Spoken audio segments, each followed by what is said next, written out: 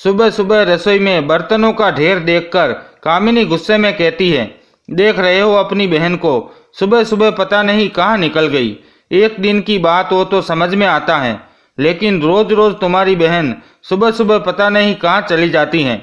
सुबह के 8 बजने को है, रसोई में इतना सारा काम पड़ा है, अभी तक चाय भी नहीं पी। आने दो तुम्हारी बहन को, अच्छे से खबर लूंगी। न्यूज़पेपर पढ़ते हुए महेश बोला, हाँ मैं भी देख रहा हूँ, पता नहीं सुरभि सुबह सुबह कहाँ निकल जाती हैं। आज मैं इसे अच्छे से समझा कर ही रहूँगा। तभी दरवाजे पर सुरभि के आने की आवाज़ आती है। मायूस चेहरे के साथ सुरभि घर के अंदर आती हैं तो उसे देखते ही कामिनी आग बबूला हो जाती हैं। वह कहती हैं, आ गई महारानी घूम फिरकर, पता नहीं रोज कहाँ निकल जाती हैं। ये भी नहीं देखती कि घर में कितने सारे काम पड़े हैं और जिस वजह से तुम घर से सुबह सुबह निकल जाती हो वह तुम्हारा काम कभी भी पूरा होने वाला नहीं। सुरभि कहती है, भाभी आप ऐसे क्यों कह रही हैं? कामिनी झुंझला कर बोलती हैं, हाँ सही तो कह रही हूँ। तुम जिस बुढ़िया को रोज ढूंढने के लिए सुबह सुबह घर से निकल जाती हो वह तुम्हें नहीं मिलने वाली। आज उसे खोए हुए पूरा महीना हो गया है। पता नहीं वह बुढ़िया अब जिंदा भी होगी या मर गई होगी। सुरभि की आंखों में आंसू आ जाते हैं। वह कहती है, भाभी अगर आप मेरी माँ के बारे में कुछ अच्छा नहीं कह सकती तो प्लीज़ उनके बारे में बुरा भी मत कहिए। मैं अपनी माँ के बारे में यह सब सुन नहीं सकती। और देख लेना, एक न एक दिन मैं अपनी माँ को जरूर ढूंढ लूँगी। वह दुनिया के किसी भी कोने में हो, मैं उन्हें ढूंढ निकालूंगी। कामिनी हंसते हुए तंज कसती हैं, हाँ हाँ तेरी माँ जिंदा होगी तब तो ढूंढेगी ना उसे। अब चल जा, रसोई में बहुत सारे काम पड़े हैं। अच्छा होता अपनी माँ के साथ तू भी इस घर से चली जाती। सुरभि गुस्से में जवाब देती हैं, भाभी अगर मैं घर से चली जाती तो तुम्हारे घर का काम कौन करता? अगर मैं इस घर में न रहूं तो तुम तो सुबह की चाय तक बनाकर नहीं पी सकती। रात के बर्तन अभी भी मेरे लिए पड़े हैं। घर के सारे काम मैं ही करती हूँ। आप मुझे फोकट में नहीं रखती। अगर एक काम माली भी रखोगी तो वह भी हर काम के पैसे लेगी। मैं तो आपके काम भी करती हूँ और आपकी खरी खोटी भी सुनती हूँ, तो कम से कम मुझे मेरी माँ को ढूंढने से मना तो मत करिएगा। सुरभि की ये बात सुनकर कामिनी के तन बदन में आग लग जाती है। आज सुरभि ने उसे उसकी सच्चाई से रूबरू जो करा दिया था। गुस्से में आग बबूला होकर कामिनी सुरभि के बाल पकड़कर खींचते हुए कहती है, बहुत दिमाग खराब हो गया है तुम्हारा, तुम्हारी जुबान भी बहुत चलने लगी है। कैंची की तरह कचकच चलाती हो। आज मैंने इसे काट न दिया तो कहना, बहुत घमंड है ना तुझे अपने इन लंबे बालों पर। आज इन बालों को काट न दिया तो कहना। सुरभि दर्द से चिल्लाती हैं, भाभी छोड़ो, मेरे बालों में बहुत दर्द हो रहा है, छोड़ो भाभी। वह अपने भाई महेश को आवाज़ देती हैं, भैया बचाओ, देखो भाभी मेरे साथ क्या कर रही है, जल्दी से आओ और मुझे बचाओ। महेश न्यूज़पेपर रखकर कमरे से बाहर आता है और चिल्लाते हुए कहता है, क्या है सुरभि, क्यों चिल्ला रही हो?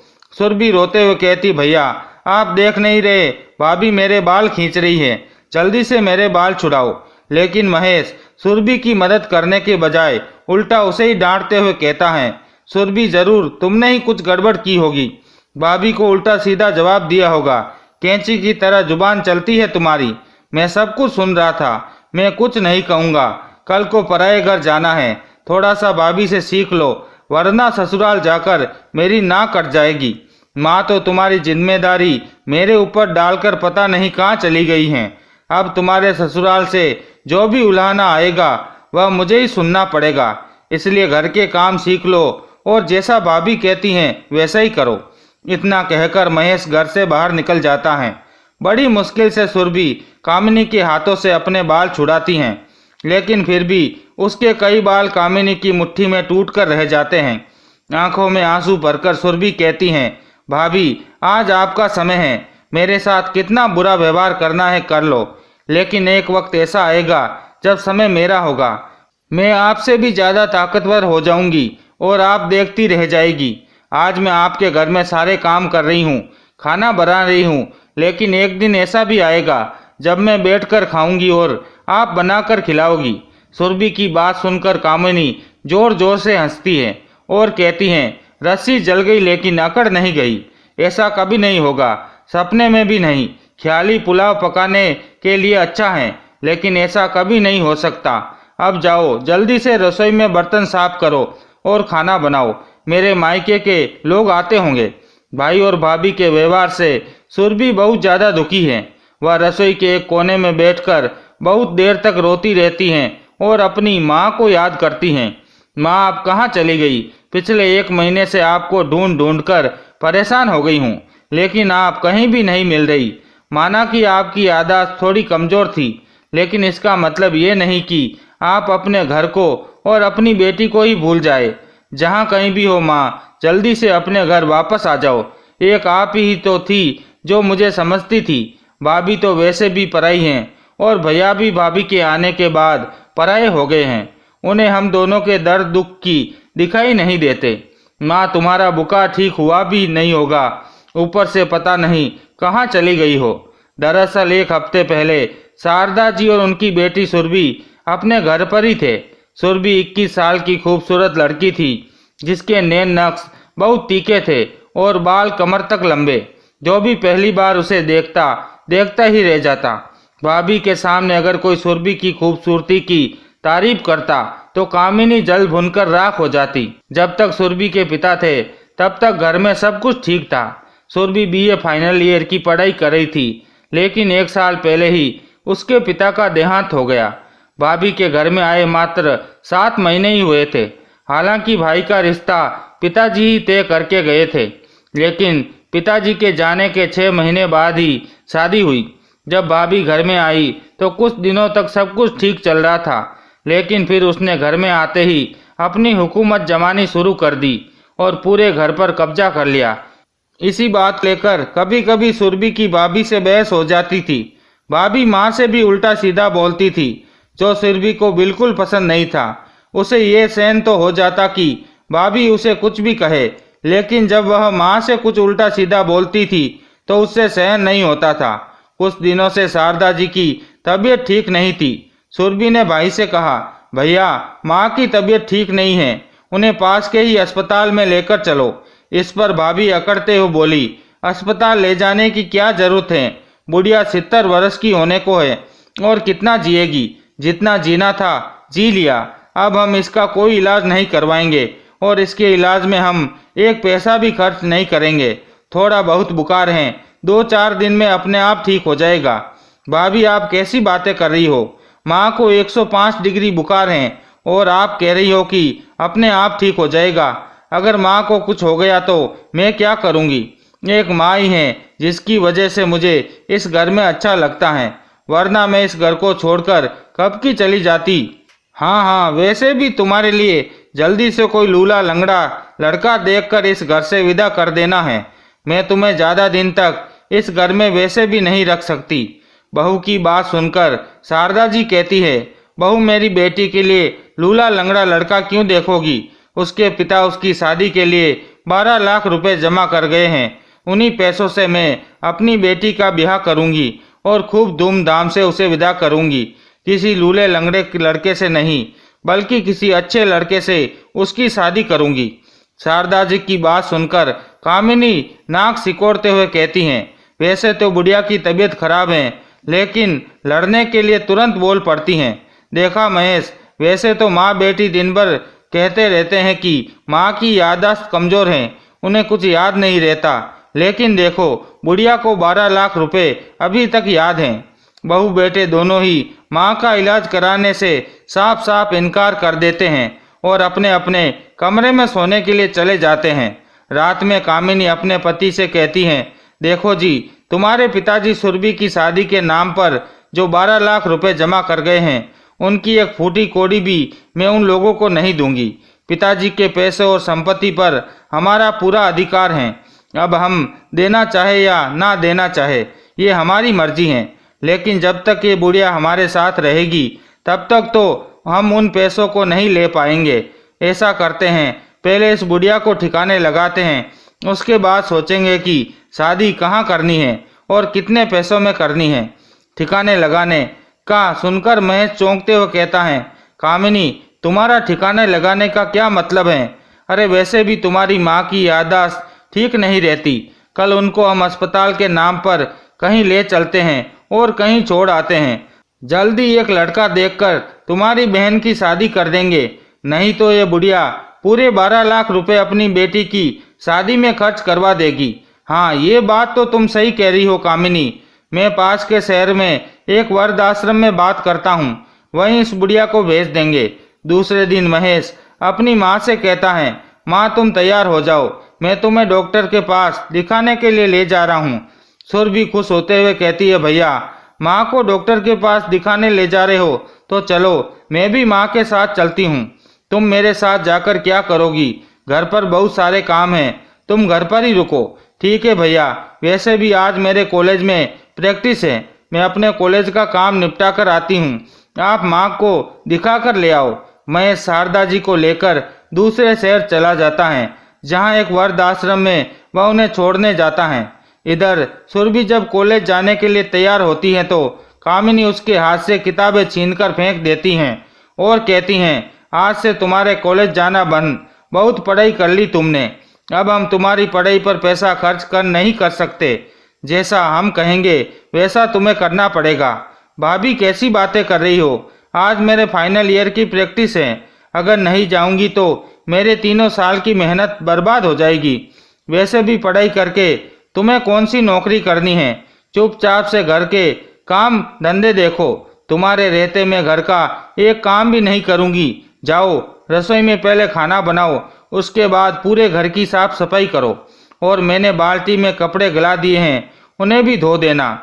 भाभी मैं सारा काम कॉलेज से आने के बाद कर दूंगी, प्लीज आप मुझे कॉलेज जाने दो। तुम ऐसे नहीं मानोगी। कामिनी सुरभि को कमरे में बंद कर देती हैं और बाहर से कुंडी लगा देती हैं। सुरभि रोते हुए कहती हैं, भाभी मुझे कॉलेज जाने दो, मेरी 3 साल की मेहनत बर्बाद हो जाएगी। लेकिन कामिनी को न तो सुरभि की खूबसूरती पसंद थी और न ही उसकी पढ़ाई लिखाई, वह दोनों से ही जलती थी। कामिनी दोपहर तक सुरभि के कमरे का दरवाजा नहीं खोलती। दोपहर के 2 बजे महेश हड़बड़ाते हुए घर में आता है और चिल्लाता है, माँ माँ। महेश की आवाज़ सुनकर सुरभि खिड़की के पास आती है और कहती है, क्या हुआ भैया, माँ ठीक तो है ना, उन्हें डॉक्टर को दिखा तो दिया ना? क्या कहा डॉक्टर ने? माँ कहाँ है, जल्दी से मेरा दरवाज़ा खोला, मुझे बहुत घबराहट हो रही है। सुरभि एक ही सांस में जाने कितने सवाल पूछ लेती हैं। महेश घड़ियाली आंसू बहाते हुए कहता है, सुरभि पता नहीं माँ कहाँ चली गई। डॉक्टर को दिखाने के बाद मैंने उन्हें अस्पताल के बाहर बेंच पर बैठा दिया था और मैं उनके लिए चाय लेने गया था। जब वापस आया तो माँ बेंच पर नहीं थी, चारों तरफ ढूंढा लेकिन कहीं भी दिखाई नहीं दी। 3 घंटे से अस्पताल के चारों तरफ की सड़कों को छान मारा लेकिन माँ कहीं भी नहीं मिली।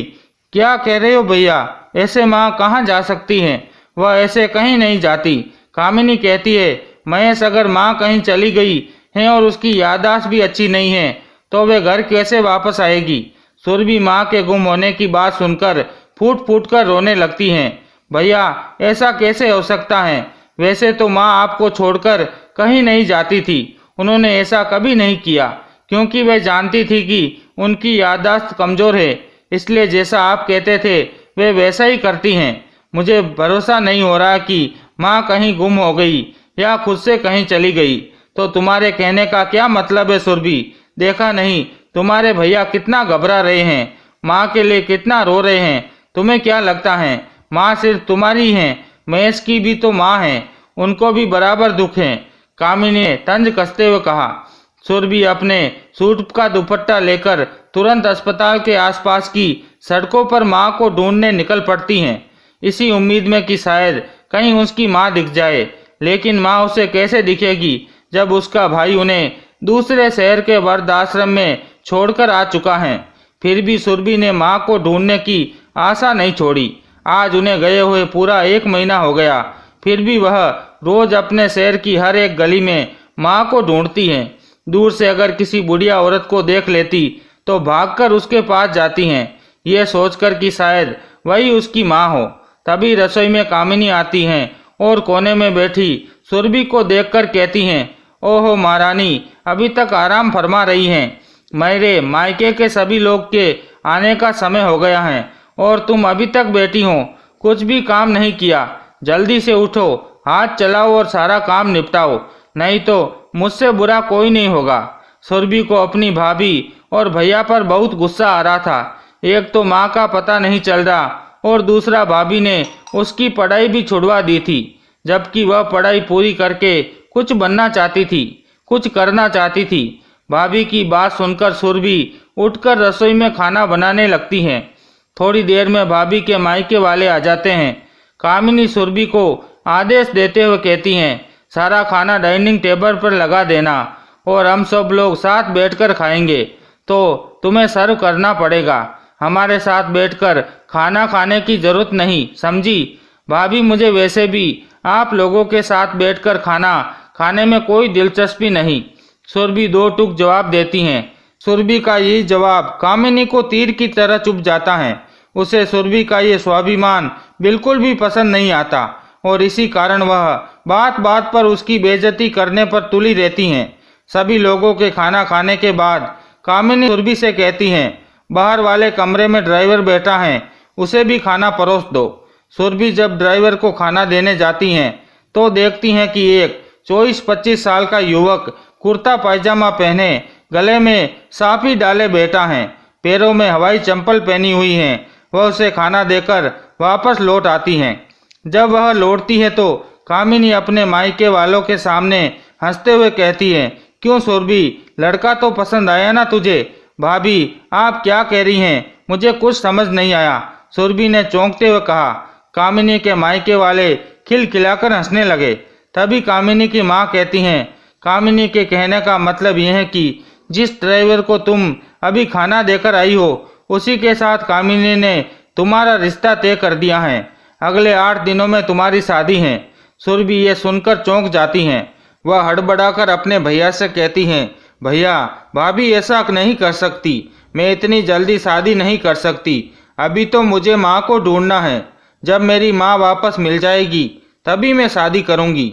मैं माँ के बिना शादी नहीं करूँगी।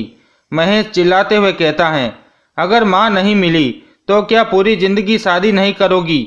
और वैसे भी माँ की उम्र बहुत ज़्यादा हो गई थी। शहर में इतने गाड़ियाँ वाहन चलते हैं, पता नहीं कहाँ टकरा गई होगी, क्या हाल हुआ होगा, वे वापस आएगी भी या नहीं? अगर कभी वापस नहीं आई तो क्या तुम शादी नहीं करोगी? अब हम तुम्हारे बड़े भैया भाभी हैं, हमारी बात तुम्हें माननी ही पड़ेगी। अगर तुम हमारी बात नहीं मानोगी तो निकल जाओ इस घर से, हम तुम्हें अपने साथ नहीं रखेंगे। एक तो हम तुम्हारा भैया भाभी होने का फर्ज अदा कर रहे हैं, ऊपर से तुम हमें नखरे दिखा रही हो। बेचारी सुरभि अपने भाई भाभी और उनके मायकों वालों के आगे मजबूर हो जाती हैं। हफ्ते भर के अंदर ही महेश और कामिनी उसकी शादी सुमित से करा देते हैं। विदाई के समय सुरभि बहुत रोती हैं, क्योंकि उसे अपनी माँ की बहुत याद आ रही थी। उसके पिता तो पहले ही दुनिया छोड़कर जा चुके थे। भाई भाभी ने भी उसे पराया समझकर घर से निकाल दिया। शादी के बाद उसे कभी भी अपने मायके नहीं बुलाया गया। विदाई के समय कामिनी ने कहा था, अब तुम्हारा इस घर से कोई रिश्ता नहीं। अब जिस घर में तुम्हारी शादी हुई है वही पूरी जिंदगी रहना। हमारे घर में पलटकर आने की जरूरत नहीं। सुरभि ने भी दृढ़ता से कहा, ठीक है भाभी, मैं भी आप लोगों के घर नहीं आना चाहती। अब इस घर में मेरी माँ नहीं है तो मेरा मायका भी नहीं। आज जाते जाते सुरभि का ये जवाब फिर से कामिनी को चुप करा गया। सुरभि शादी के बाद अपने भाई भाभी के घर नहीं आना चाहती थी। शादी के बाद भाई भाभी ने सुरभि से कोई रिश्ता नहीं रखा, ना कभी बुलाया और ना ही कोई हालचाल पूछा। कुछ दिनों बाद कामिनी महेश से कहती हैं, चलो अच्छा हुआ, बुढ़िया भी चली गई और फोकट में उसकी बेटी का भी ब्याह कर दिया। अब 12 लाख रुपए हमारे हुए। अब हम इन रुपयों से एक कार खरीदेंगे और फिर घूमने चलेंगे। सुरभि के घर जाने से 6 महीने बाद ही महेश का एक बहुत बड़ा एक्सीडेंट हो जाता है, जिसमें उसके दोनों पैर कट जाते हैं। वह पूरी तरह से चलने फिरने में असमर्थ हो जाता है। महेश के इलाज में कामिनी को सारी संपत्ति भी बेचनी पड़ी है। आज जब कामिनी पर मुसीबत पड़ी तो उसे अपने गहने, मकान सब कुछ बेचना पड़ा। तब जाकर महेश का इलाज पूरा हो पाया। ऑपरेशन में बहुत सारे पैसे खर्च हो गए थे। पूरे साल इलाज चला था और हर महीने 2-3 बार दिल्ली के एम्स जैसे बड़े अस्पताल के चक्कर लगाने पड़े थे। अब तो ये हाल हो गया था कि खाने के लिए भी पैसे नहीं बचते थे। हालांकि साल भर तक इलाज चलने के बाद महेश के पेट ठीक हो गए थे, लेकिन अब उसके पास संपत्ति के नाम पर कुछ नहीं बचा था। जिस जगह महेश नौकरी करता था वहां से भी उसे निकाल दिया गया था। इसी बीच कामिनी और महेश को एक बेटी पैदा हुई, जिसे पालने पोसने के लिए उनके पास पैसे नहीं थे। थक हार कर कामिनी अपने पति से कहती हैं, मैं कुछ काम करना चाहती हूँ जिससे घर में 4 पैसे आए और हमारे खाने पीने का इंतजाम हो सके। महेश कहता है, कामिनी तुम तो ज़्यादा पढ़ी लिखी भी नहीं हो, फिर तुम क्या करोगी? कामिनी जवाब देती हैं, मेरे पड़ोस की कुछ औरतें शादी ब्याह में पूरियां बेलने का काम करती हैं, मैं भी वही कर लूँगी, क्योंकि हाथ पर हाथ रखकर बैठने से कुछ नहीं होगा। तुम भी चल फिर नहीं सकते और एक छोटा सा बच्चा भी है जिसे खिलाने पिलाने का खर्च उठाना है। अगर मैं घर से निकलकर पैसे कमाने नहीं जाऊंगी तो हम अपना पेट भी नहीं भर पाएंगे। महेश के पास कोई चारा नहीं था। वह घर पर रहकर अपनी छोटी बच्ची की देखभाल करता और कामिनी शादी ब्याह में पूरियां बेलने का काम करने लगी। ऐसे मुसीबत के समय में सारे रिश्तेदार ने भी मुंह मोड़ लिया था। 10 दिन बाद कामिनी महेश से कहती हैं, कल मुझे पास के शहर में एक बहुत बड़े सरकारी अफसर के घर खाना बनाने के लिए जाना है। वहाँ उनके बेटे के पहले जन्मदिन की बड़ी पार्टी है। मैंने सुना है कि दोनों पति पत्नी बड़े अफसर हैं। उनके आगे पीछे कई गाड़ियाँ चलती हैं और उनके आसपास बंदूकधारी सुरक्षाकर्मी तैनात रहते हैं। किसी को भी बिना जान पहचान के उनके घर में जाने की अनुमति नहीं। मेरे साथ जाने वाली रीता ने बताया है कि दोनों पति पत्नी डीएम, जिला कलेक्टर और एडीएम उप जिला मजिस्ट्रेट हैं। मैं तो सोच रही हूँ कि काम खत्म होने के बाद उन दोनों से हाथ जोड़कर अपनी बेटी के लिए और आपके इलाज में जो खर्च हुआ है उसके लिए मुआवजा मांग लूँ, साथ ही अपनी बेटी की पढ़ाई के लिए भी कुछ पैसे मांग लूँ। मुझे लगता है कि वे हमारी दयनीय स्थिति सुनकर जरूर मदद करेंगे। महेश कहता है, ठीक है कामिनी, तुम्हें जो ठीक लगे वह करना। अभी तो हम एक एक पैसे के लिए मोहताज हैं। अगर कोई हमारी मदद कर दे तो अच्छा रहेगा। अगले दिन कामिनी पूड़ियाँ बनाने के लिए उस अफसर के घर पहुंच जाती हैं। घर देखकर उसकी आंखें चौंधिया जाती हैं। वह कोई साधारण घर नहीं था, बल्कि एक विशाल बंगला था। बाहर एक बड़ा गेट था जहां 2 सुरक्षा गार्ड बंदूक लिए खड़े थे। पूरी जांच पड़ताल के बाद ही उसे अंदर जाने दिया। अंदर की जगह जगह पुलिसकर्मी तैनात थे। एक बड़ा सा पार्क था और एक शानदार स्विमिंग पूल भी बना हुआ था। पार्टी के लोगों का आना जाना शुरू होने लगा था। एक के बाद एक बड़ी बड़ी गाड़ियां वहां आ रही थी। बड़े बड़े हलवाई ढेर सारा खाना बना रहे थे। तभी वहां एक बुजुर्ग महिला आई और खाने की जांच करने लगी कि क्या क्या बना है। उन्होंने एक महंगी कॉटन की साड़ी पहनी थी, गले में सोने की चेन थी और हाथे में सोने के कंगन थे। लेकिन पता नहीं क्यों कामिनी की यो बुजुर्ग महिला जानी पहचानी सी लगी, इसलिए वह चुपचाप उनका पीछा करने लगी। उसे पता नहीं चला कि वह बूढ़ी अम्मा का पीछा करते करते घर के अंदर आ गई, क्योंकि खाना तो घर के पिछले हिस्से में बन रहा था। इसलिए वहां खड़ा एक सुरक्षा गार्ड उसे रोक देता है और पूछता है, आपको किससे मिलना है? कामिनी जवाब देती हैं, उन बूढ़ी अम्मा से मिलना है। सिक्योरिटी गार्ड कहता है, वे तो हमारी मैडम साहिबा की माताजी है, आप उन्हें जानती है क्या? कामिनी झूठ बोलते हुए कहती हैं, हाँ हाँ, शायद उन्हें जानती हूँ। सिक्योरिटी गार्ड अम्मा जी को आवाज़ देते हुए कहता है, अरे माताजी, आपसे कोई मिलने आया है, जरा इधर तो आइए। वैसे ही अम्मा जी कामिनी की तरफ मुड़ती हैं तो सामने अपनी सांस को और उसके ठाठ बाट को देखकर कामिनी के पैरों तले जमीन खिसक जाती हैं। वह भागकर जाती और हाथ पकड़कर कहती हैं, माँ जी आप इधर कैसे? तभी पीछे से आवाज आती है, हाँ भाभी, माँ को तो भैया वृद्ध आश्रम छोड़ आए थे, तो माँ को तो वृद्ध आश्रम में ही होना चाहिए था। माँ को इतने ठाठ बाट में देखकर आपके तो होश ही उड़ गए होंगे। सामने अपनी ननद और नंदोई को देखकर कामिनी के आश्चर्य का ठिकाना नहीं रहा। उसे समझ में नहीं आ रहा था कि यह सच है या सपना, यह कैसे हो सकता है। सुरभि की बात का उसके पास कोई जवाब नहीं था, क्योंकि उसे समझ में आ गया था कि सुरभि को पता चल गया कि उसके भैया ने माँ को वृद्ध आश्रम छोड़ दिया था।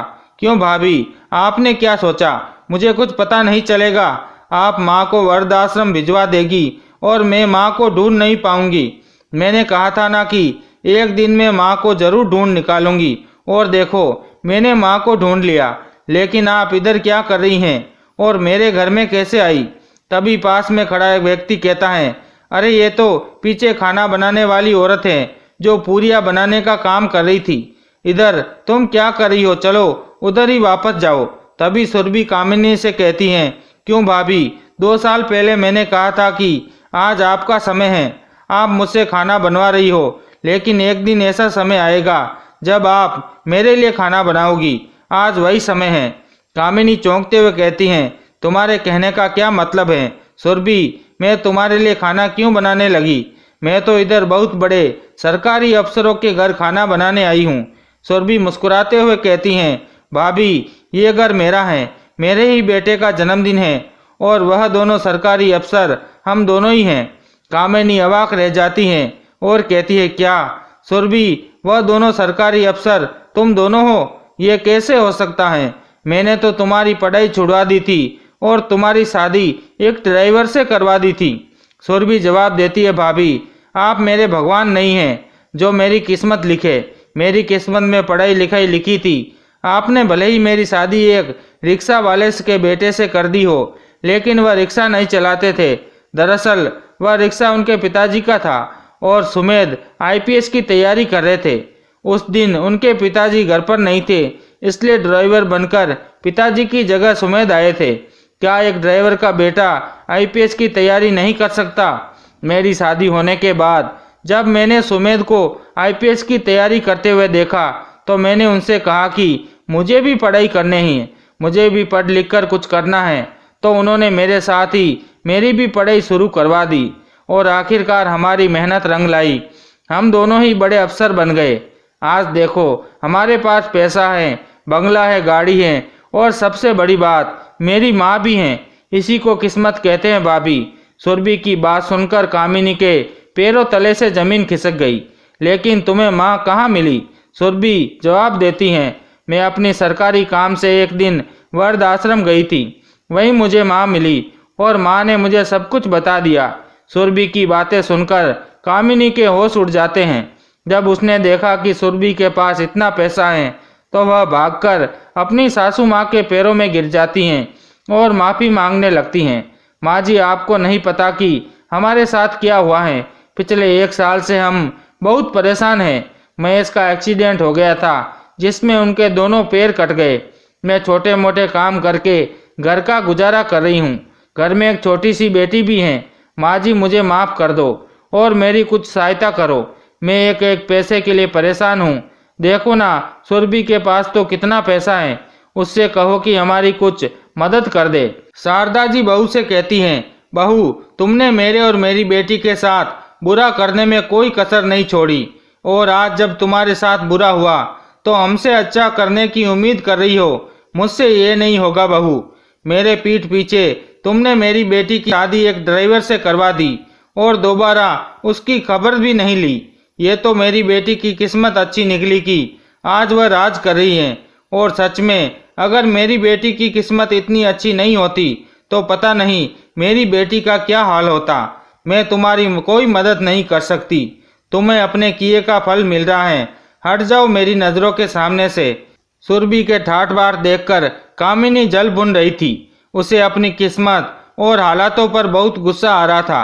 गुस्से और जलन पर काबू पाकर वह जैसे तैसे सुरभि के पास जाती हैं, लेकिन सुरभि उसे पहले ही कह देती हैं, मुझसे माफ़ी की उम्मीद मत करना। मैं तुम्हें कभी माफ़ नहीं कर सकती। जो मेरी माँ और मेरे साथ किया है वह सोचकर ही मुझे तुम पर बहुत गुस्सा आ जाता है, इसलिए मेरी नज़रों से दूर हो जाओ। इतना कहकर सुरभि अपनी माँ का हाथ पकड़ती हैं और कहती हैं, माँ चलो, हमें और भी लोगों से मिलना जुलना है। हम इधर खड़े रहकर अपना वक्त जाया नहीं कर सकते। पीछे से कामिनी अपनी सास और ननद को जाते हुए देखती रह जाती हैं और अपनी किस्मत को कोसती हैं। तो दोस्तों, किसी के साथ बुरा करने से पहले हमें अपने बारे में भी सोच लेना चाहिए, क्योंकि हम जो करेंगे वही एक ना एक दिन हमें वापस मिलेगा। और किसी के साथ इतना बुरा भी मत करिए कि अपने साथ बुरा होने पर उसे सहन ना कर सको। इसलिए हमेशा उसके साथ अच्छा व्यवहार करिए, किसी का दिल मत दुखाइए, अपनों को प्यार दीजिए और बड़ों को सम्मान दीजिए। तो दोस्तों, आपको हमारी आज की कहानी कैसी लगी? अगर पसंद आई हो तो कमेंट करके ज़रूर बताइएगा और प्लीज़ चैनल को लाइक और सब्सक्राइब कर देना। धन्यवाद।